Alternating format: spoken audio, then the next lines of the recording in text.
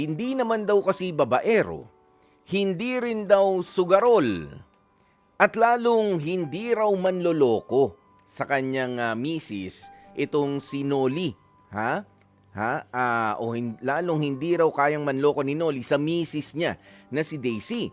Ang problema, itong si Daisy may malaking issue kay Noli. Ba ano kaya yun? Hindi babaero, hindi sugarol, hindi manloloko. Anong problema? Ang problema, madalas daw kasing nagtatalo itong si Noli at si Daisy.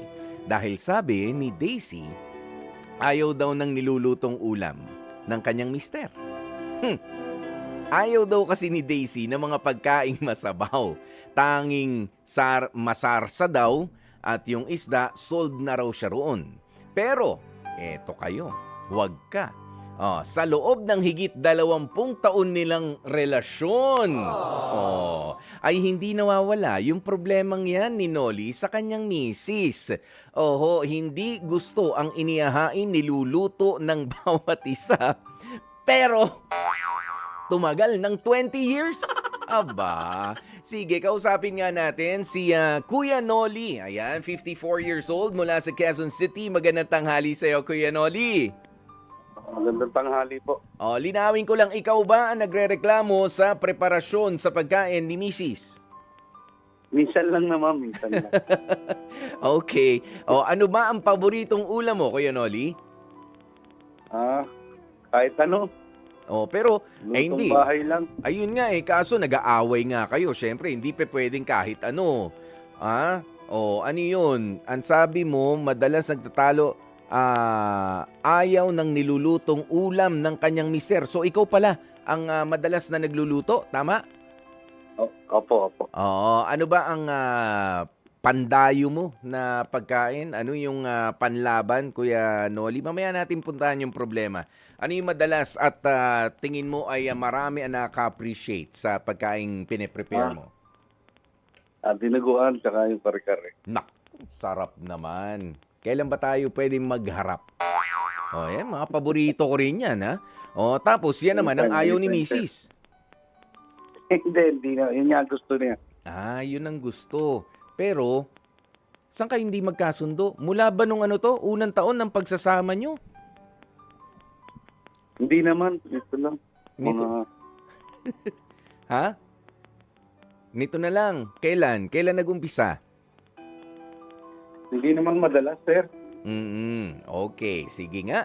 Pero, sige, dyan ka muna ha. Kausapin natin, nasa linya na rin natin si Ate Daisy. Yan, 51 years old naman si Ate Daisy. Hello, magandang tanghali sa iyo, Ate Daisy. Hello po, magandang tanghali. Ano ba tong nagiging issue nyo sa pine-prepare na pagkain para sa isa't isa? Ha? Hindi, kasi nagiging problem lang niya is siyempre siya yung nagluluto, siya yung nasa bahay. The problem niya lagi is kung ano yung uulamin everyday. Problema nga yan. Totoo naman yan yung mag-isip ng ihahanda mo everyday, pagkatapos hindi pa ma-appreciate nung pinaghandaan mo. Tama? Tama ba yon, Kuya Noli? Yes po. Opo. Mas madalas ka nagluluto, hindi pa na-appreciate ni Ate Daisy, medyo nagtatampo rin. Ikaw naman, Ate Daisy naman, kinukulang ka naman sa pag-appreciate naman kay Kuya Noli. Sige, pero hindi kaya hindi ko sinasabi na matanda na kayo, bata pa yan yung 51 and 52 years old, 54 years old, bata pa yan. Pero syempre, meron tayong sinasabi na yung panlasa, nag-iiba na rin yung panlasa, nag-iiba na rin syempre dapat yung diet natin. Baka naman yun ang pinag-aawayan ninyo, Kuya Noli at Ate Daisy. Hindi naman. Kasi may Kasi meron yung mga panlasa na nagiging maalat na yung luto. Okay? Nagiging maalat kasi nga medyo hindi na raw malasahan yung niluluto. Di ba kumpara nung mas bata-bata? Mas tansyado mo. Nangyayari talaga. Nangyayari talaga yan. Baka yun. Or, yung iba naman, syempre ang hilig sa matataba. Ayan, doon sa maalig yung edad natin medyo Hindi na pwedeng basta ganun. Tikim-tikim na lang sa ganun, ano? Yes. Ha? Opo. Ate Di, meron na bang ano? Meron na bang mga maintenance? Sinoli meron na. Oh, ano ba maintenance? Losartan. Ha? Oh. Losartan po. Oh, yan. Kaya nga, kaya hindi na pwede mga matataba, matataas sa cholesterol, sabi ng mga may edad. Oh, 'di ba? Baka naman Opo. yan din, ha? Tama ba, Ate Daisy? Ang pinaiiwasan mo kay Kuya Noli? Yes. Oh, yun naman pala yung Kuya Noli ikaw, ha? Mm. Oh. Eh, ano ba yung pagkain talaga na hindi mo matake na masabayan itong si Kuya Noli, Ate Daisy? Hindi lang kasi ako masyadong mahilig sa fish. Sa mga prito. Mhm. Sa mga prito na isda. O yan, kahit yung mga prito. Kasi, no, kapag ka nagkakaedad din, may mantika yan, natural. Hindi ka naman pwede magprito ng almantika. Okay. Ayan, pero ito, sige, ano ba, kung bibigyan ko kayo ng pagkakataon na makapag-usap, sige, resolbahin ninyo, saan ba kayo dapat magtagpo ni Kuya Noli, Ate Daisy. Sige, banatan ninyo. Kuya Noli, tanungin mo kasi kung ano bang gusto mong pagkain ng Lunes, Martes, Miyerkules, ganyan. May wish list. Yan, 'di ba? Suggestion ko lang naman. Sige, mag-usap nga po kayo. Go ahead. Ano din? Ilang Actually, tinatanong naman niya ako everyday kung ano yung gusto mo. Oh. Yun. Tinatanong ko siya kung ano yung gusto niya. Yun na lang lulutuin ko. Mhm. Eh, papaano naman yung gusto mo? Tinatanong ba ni Ate Daisy? Hindi. Kasi kung ano yung gusto ko, gusto na rin niya.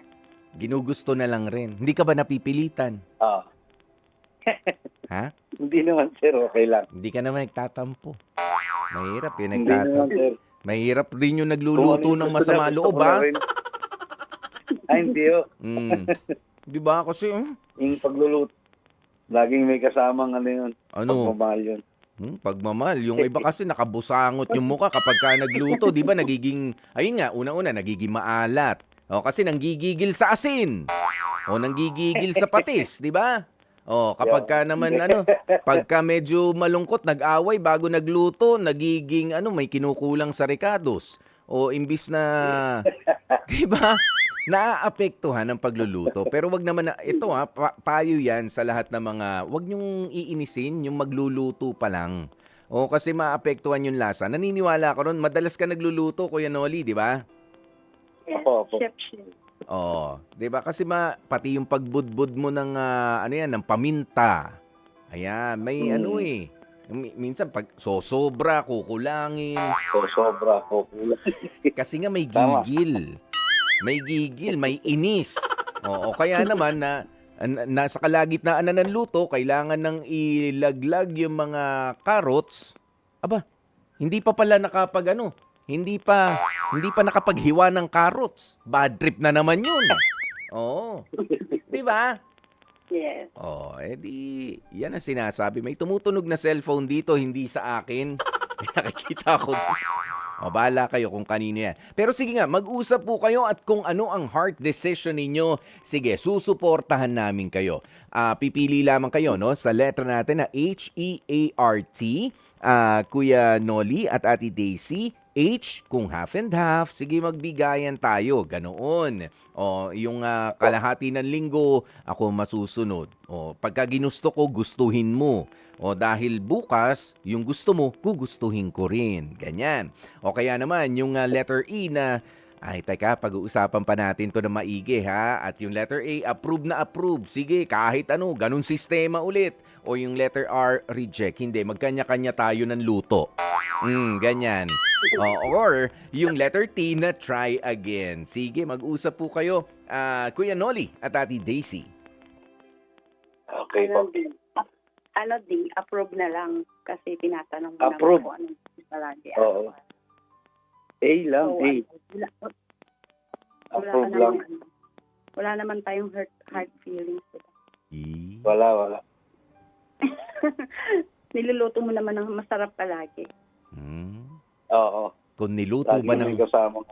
Kung niluto ba ng masarap, kinain din ba ng masarap? Ay, siyempre naman po. Papaano ba ang tunog kapag ka kinain ng masarap ang niluto ng masarap, Ate Daisy?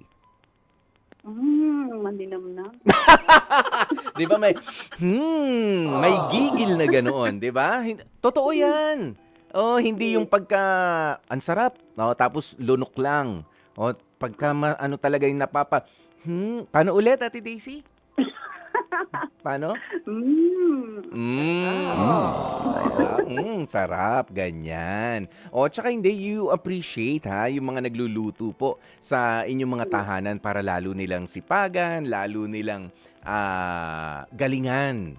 O, ang pagluluto, pagpe-prepare ng ating ng ating pagkain sa araw-araw. O, alam nyo sa isang pamilya, ang isa sa mga hindi nyo dapat inaaway ay kung sino yung naka-assign sa kusina. Kung ayaw nyo ma-bad trip kayong lahat, para sa ibang mga nakikinig. Dahil pagka napagalitan ninyo, yung madalas nagluluto, halimbawa si ate ninyo o kaya yung kasambahay, ayan, madalas papagalitan nyo bago nyo lutuin ng agahan, ay, asahan nyo, pati kayo, bad trip. Maniwala kayo dyan. Bad trip kasi yung nagluto. Di ba, Kuya Noli? Laman ng kusina yan si Kuya Noli. Ayan. Maraming salamat po sa inyong dalawa.